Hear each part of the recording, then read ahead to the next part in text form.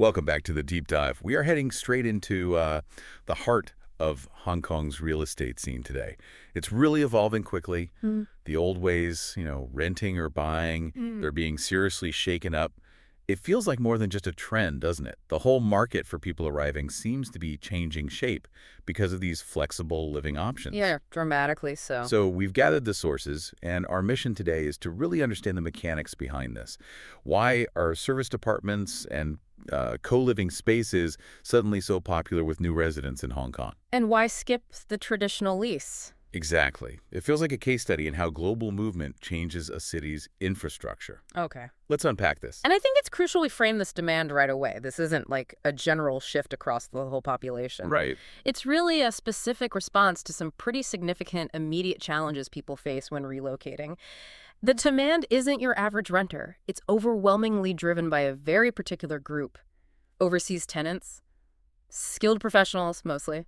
Yeah, the numbers really show that clearly. Our source analysis points to a definite spike in residential leasing growth and overseas tenants. They make up the bulk of this new occupancy. If you look at who these people actually are, well, that tells the story right there. Precisely. And to get even more specific with the context, a really significant chunk of these new tenants are mainland Chinese professionals. They're arriving under the government's top talent pass scheme. Ah, wow. So these are high-value workers, probably on tight deadlines, results-focused projects. They're driven, and their priority is hitting the ground running, not getting bogged down in logistics. So if they're high-value professionals, their biggest scarcity isn't necessarily money, it's time.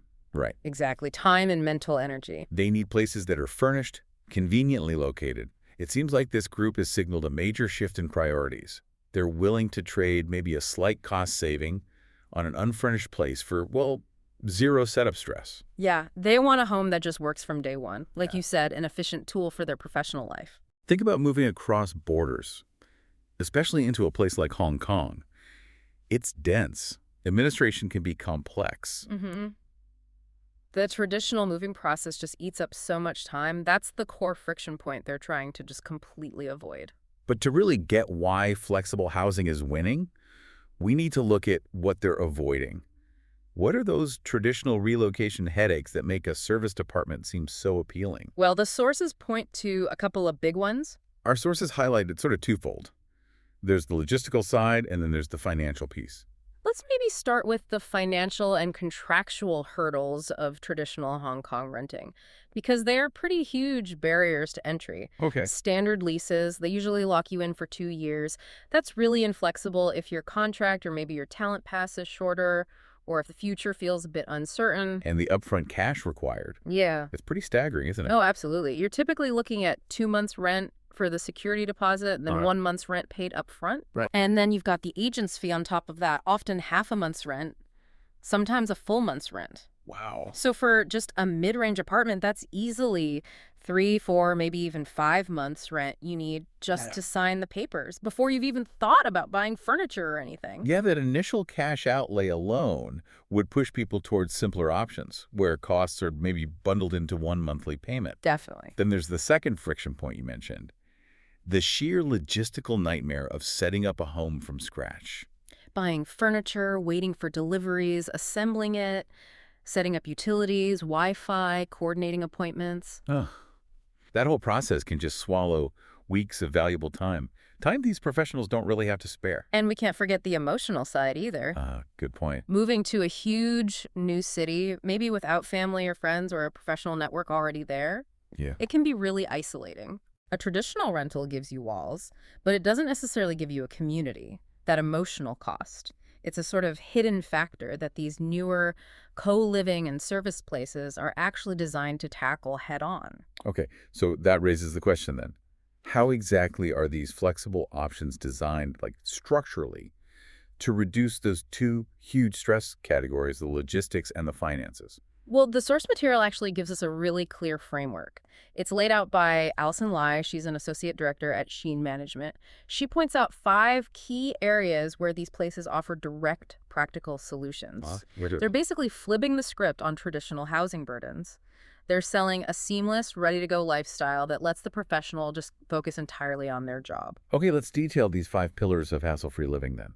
because this really shows the cleverness of the model. Sounds good. Pillar number 1 tackles that isolation point directly. Community.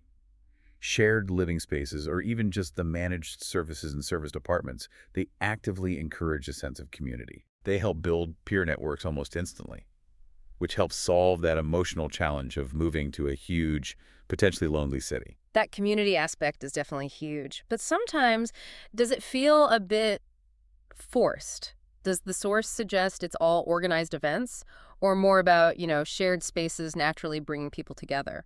It seems like a mix, but the main thing is providing the infrastructure for interaction. Shared kitchens, lounges, maybe co-working areas. Gotcha. So the community can kind of happen organically, or at least it's very easy to tap into if you want it. Okay, that makes sense. And that leads into pillar 2, convenience. This is the direct answer to the furnishing nightmare we talked about. Right. These places are genuinely move-in ready, appliances are there, Wi-Fi is working, sometimes even basic kitchen stuff is provided. It just wipes out the need for huge upfront spending on furniture and weeks of coordinating deliveries. And pillar 3, this seems critical for that top talent pass group. Flexibility. Traditional leases demand that 2-year commitment, you said.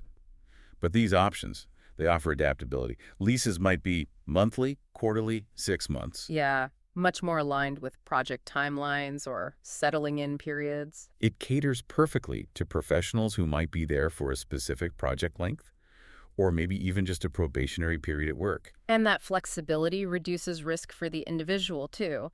If things change, they're not stuck paying off a long lease. That's a huge mental relief. Okay, let's talk money again. Pillar number 4 is cost sharing. Now, I initially wondered if all this convenience comes with a massive price tag. But the sources seem to suggest that sharing amenities and bundling utilities can actually lower the overall individual cost. You're not paying separately for every single utility setup, internet contract, cable package. It's the bundling effect, yeah. The daily or monthly rate might seem higher than just the rent for an empty traditional flat. But when you add up all the costs, you avoid agent fees. Those huge deposits, utility, setup charges, plus the actual cost of furnishing an entire apartment, the all-in cost of a serviced apartment often looks much simpler financially. Maybe not always dramatically cheaper, but simpler. It streamlines the whole budget. And finally, pillar 5. This one really underscores that these professionals are buying back their time and focus. Maintenance. Ah, yes. Professional maintenance is included. So if the notoriously complex plumbing in an older Hong Kong building acts up, Yeah. or the aircon dies in the middle of summer, Which it will. exactly. It's not your problem to sort out. You just call the building manager. Yeah, zero hassle. When you stack up those 5 pillars, community, convenience, flexibility, cost sharing, and maintenance, it's pretty clear they form a tailored product. Right. It feels engineered specifically for the headaches faced by globally mobile professionals. It makes the old rental model look, well, kind of cumbersome and outdated by comparison. So that synthesis leads us straight to what these tenants are looking for on the supply side. If the market's responding to these mid-range budget professionals coming in through talent schemes, what kind of property actually wins their business? Well, the number one thing is they want new, or at least newly renovated developments that are fully furnished. Okay. Like we said, that's the core of the convenience pillar. It's non-negotiable. They're not looking for places that need work or older residential buildings. And in a space like Hong Kong, location is everything, right? Connectivity matters hugely. Massively. The sources really stress the importance of location and infrastructure. Preferred properties absolutely need easy, seamless access to the MTR. Hong Kong's public transport system, it's vital. Yeah, MTR access isn't just a nice to have. It basically dictates your quality of life and how efficiently you can get around, especially for commuting. And are we seeing developers respond? Oh, clearly. There's strong evidence of property managers and developers actively jumping on this trend. Companies like Jin Management, who are mentioned in the sources. Right, Allison Lai's company. Exactly. They're specifically offering service departments in really prime spots like Central and Tsim Sha Tsui. These are high-demand areas, great connectivity. They're basically packaging those 5 pillars into a premium functional experience designed precisely for these incoming professionals. So, wrapping this up, what does it all mean for the future? The core takeaway seems to be that this boom in furnished, flexible living isn't just a temporary fad. No, not at all. It feels like a necessary market adjustment. It's directly tied to this strong desire among talented professionals to just cut out the friction and the big upfront costs of moving. They want to land, walk into a place that works, and start their job immediately. Precisely. And if you connect that to the bigger picture, this widespread preference for ready-to-go, convenient housing, it signals a really profound shift in how globally mobile talent values their time and mental energy over maybe the process of settling into a traditional long-term home. They're essentially outsourcing the entire hassle of settling in. Which puts a lot of pressure on cities competing for that talent. It really does, and it raises a big kind of provocative question for the future, doesn't it? If we're seeing this increasing reliance on specialized talent schemes, bringing people in quickly for specific roles, what does that tell us about the future speed of global corporate mobility?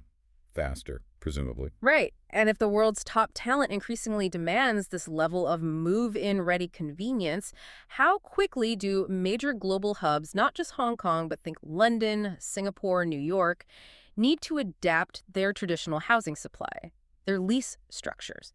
How fast do they need to change to meet this new expectation for high-efficiency living? That convenience factor could become a major competitive edge for cities globally. A fascinating path ahead for real estate worldwide.